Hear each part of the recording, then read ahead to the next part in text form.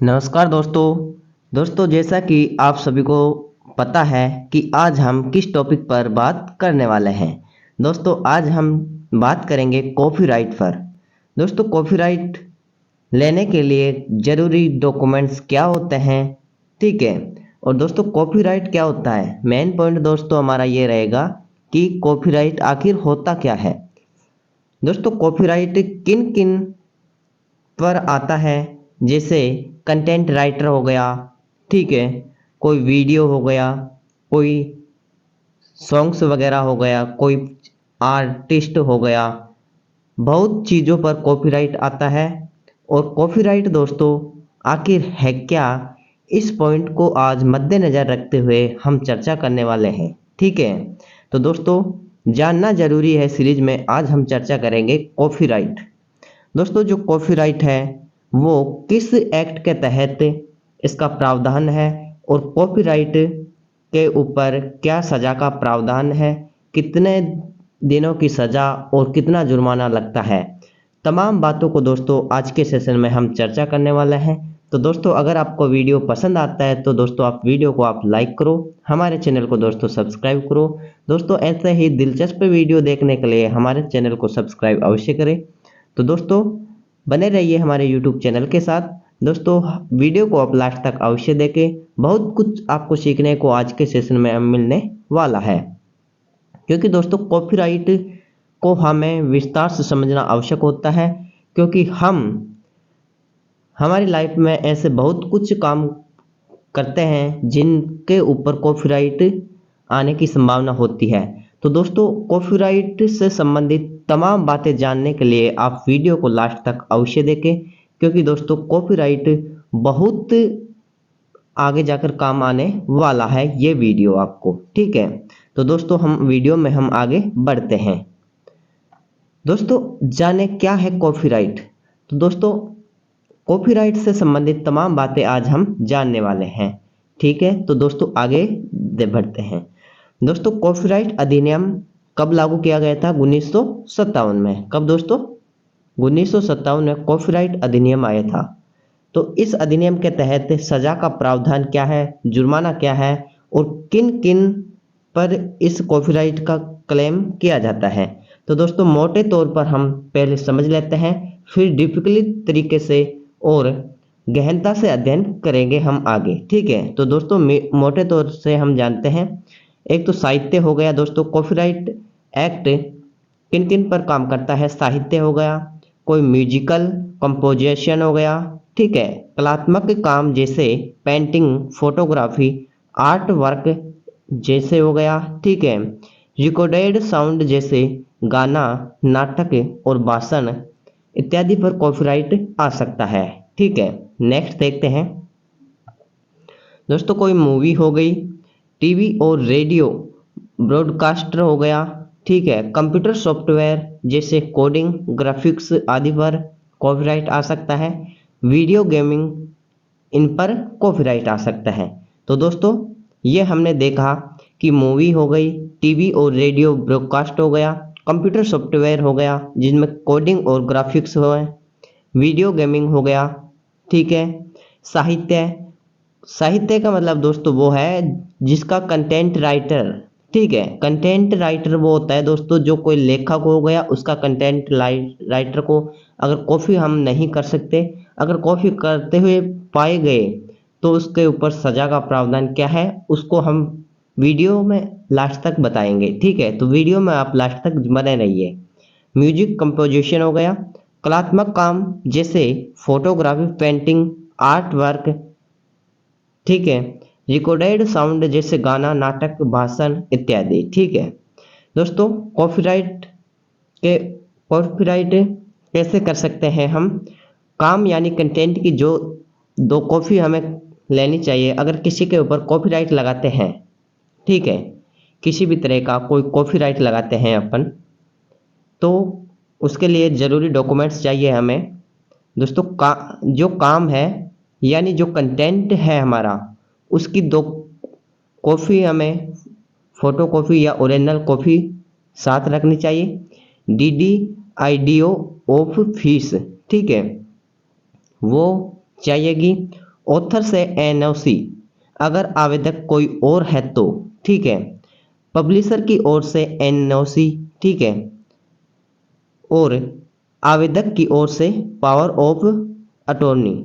ये हमें 5 बिंदु ध्यान में रखना चाहिए अगर किसी के ऊपर कॉपीराइट अपन लगाते हैं तो, ठीक है। दोस्तों ये तो हो गई, देखो मोटे मोटे तौर पर ये बातें कॉपीराइट किस किस के ऊपर लगता है और इसे क्लेम करने के लिए क्या डॉक्यूमेंट्स चाहिए, ये तो मोटे तरीके से हम आपको बता दिए, ठीक है। अब दोस्तों हम विस्तार से जानने की कोशिश करेंगे, जिनमें दोस्तों आप सभी का एक सवाल आ रहा होगा कि मौजूदा केस में कॉपीराइट शब्द का इस्तेमाल किया गया है, ये क्या है, ठीक है। तो दोस्तों इसको हम जानते हैं कि ये आखिर क्या है। दोस्तों इसका जवाब है, कॉपीराइट का मतलब कॉपी करने का राइटर, ठीक है। ऐसा कंटेंट जिसको आपने प्रोड्यूस किया है तो उस पर सिर्फ आपका अधिकार है। जैसे दोस्तों कोई भी बुक है, ठीक है, वो बुक अपन अपने हाथों से लिखे हैं तो उसका अधिकार हमारे को है, न कि उस बुक की कॉपी कर कर या उस बुक की नकल करके और दूसरा राइटर मार्केट में या और कहीं पब्लिश में उसे पब्लिश कर रहा है, ठीक है, पब्लिक में उसे पब्लिश कर रहा है।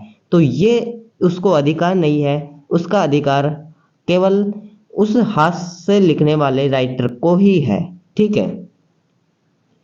कंटेंट पर जिसका कॉपीराइट होता है वह अपनी राइटिंग या कृति को कॉपी कर सकता है, बेच सकता है या फिर किसी तरह से यूज कर सकता है।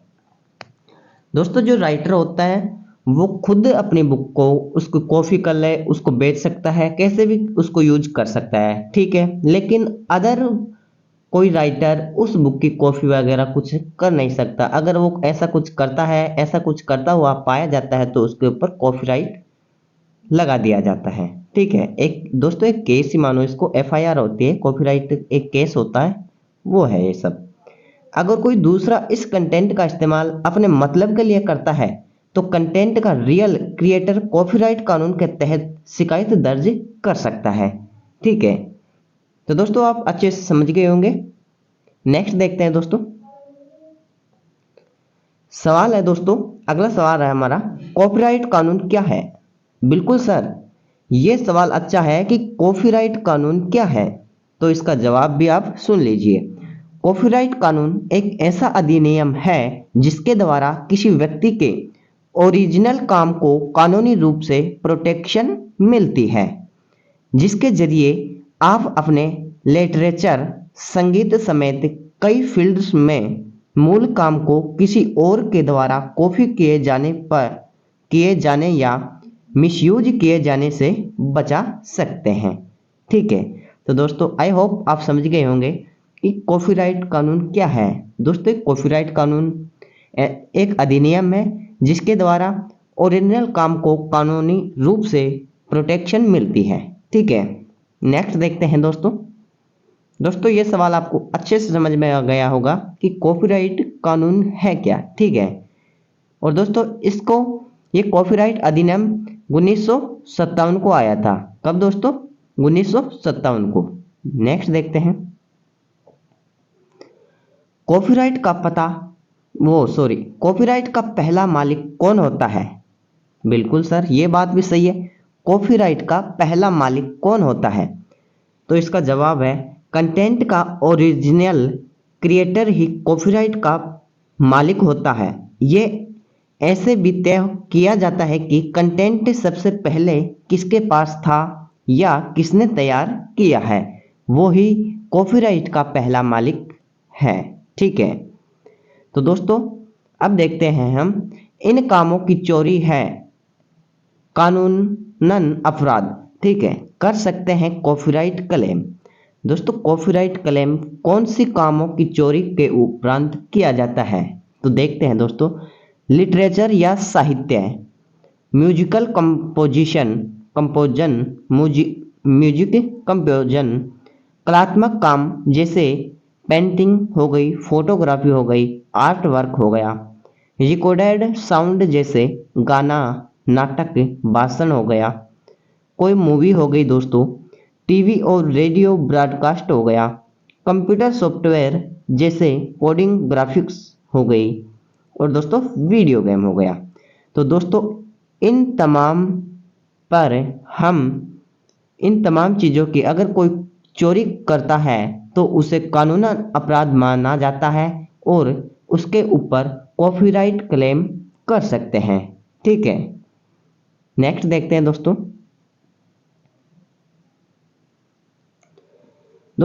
अगला सवाल है हमारा, कॉपीराइट का उल्लंघन कब माना जाता है? तो इसका जवाब सुनिए। कोई भी लिटरेचर कंटेंट, गाना और फिल्म आदि पर क्रिएटर का पूरी तरह कानूनी अधिकार होता है। ऐसे में कंटेंट का पर्सनल इस्तेमाल किया जा सकता है। ये कानूनी तौर पर जायज़ है, लेकिन इसका प्रसार करना और कमर्शियल उद्देश्य के लिए यूज करना कॉपीराइट का उल्लंघन माना जाता है।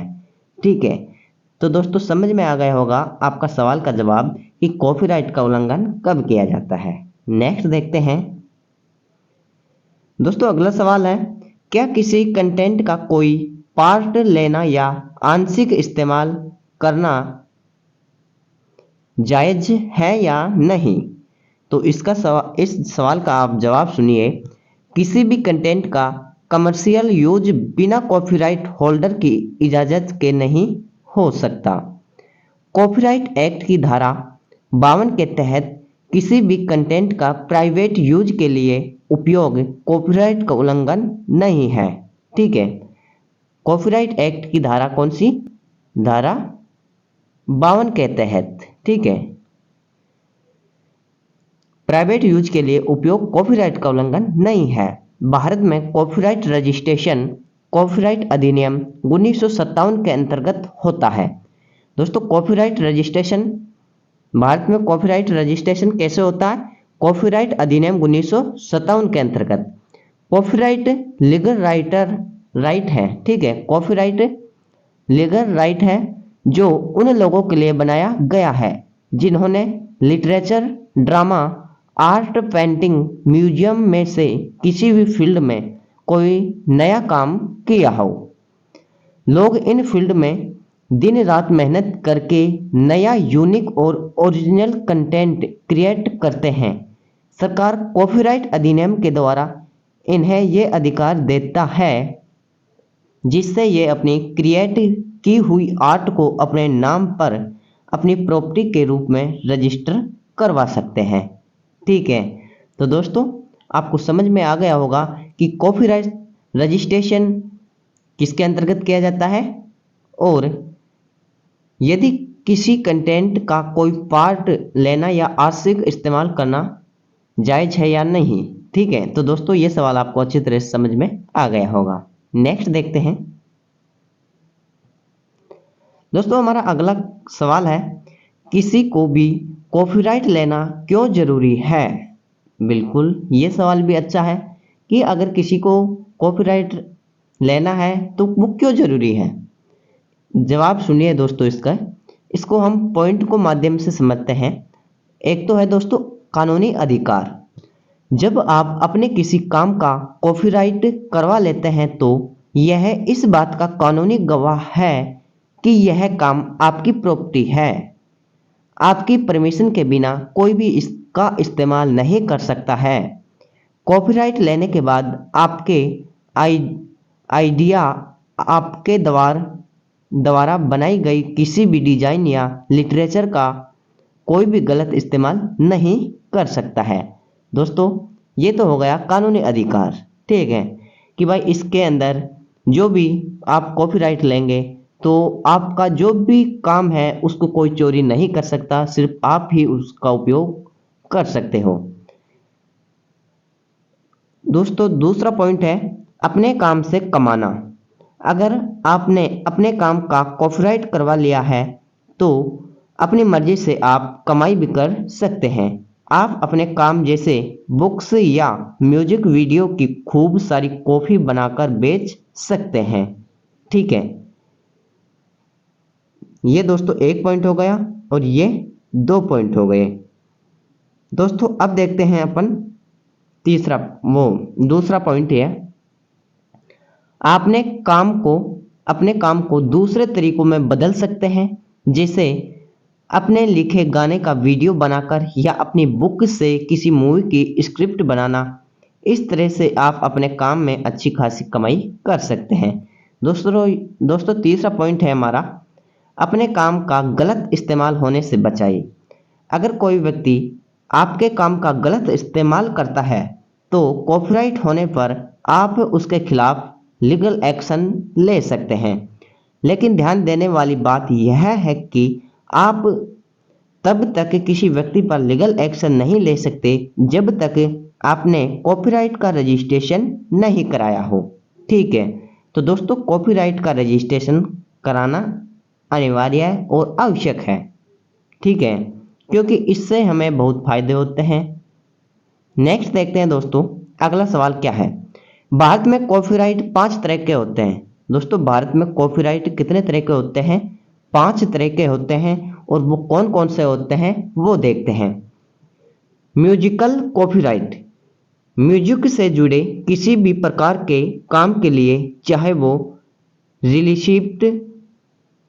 रिलीसिस्ट, कंपोजर, सिंगर, प्रोड्यूसर हो, उसके काम के लिए कॉपीराइट एक्ट के तहत कुछ नियम हैं जिन्हें फॉलो करना जरूरी होता है। इसमें म्यूजिक से जुड़े व्यक्ति की डेथ, अगर उस व्यक्ति की मृत्यु हो जाती है तो उसके 60 साल तक का कॉपीराइट मिलता है, 60 साल तक। ठीक है दोस्तों, इसमें म्यूजिकल से जुड़े व्यक्ति की अगर डेथ हो जाती है तो 60 साल तक कॉपीराइट मिलता है। इसमें फॉर्म 14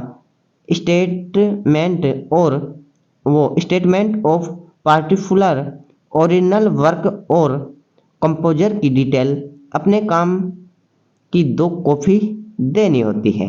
ठीक है, म्यूजिकल कॉपीराइट में क्या होता है दोस्तों, 60 साल तक कॉपीराइट मिलता है अगर उस व्यक्ति की डेथ होने के बाद। ठीक है, तो दोस्तों ये तो हो गया 1 नंबर का कॉपीराइट। ठीक है दोस्तों, ऐसे ही दूसरा नंबर का कॉपीराइट क्या है वो देखते हैं।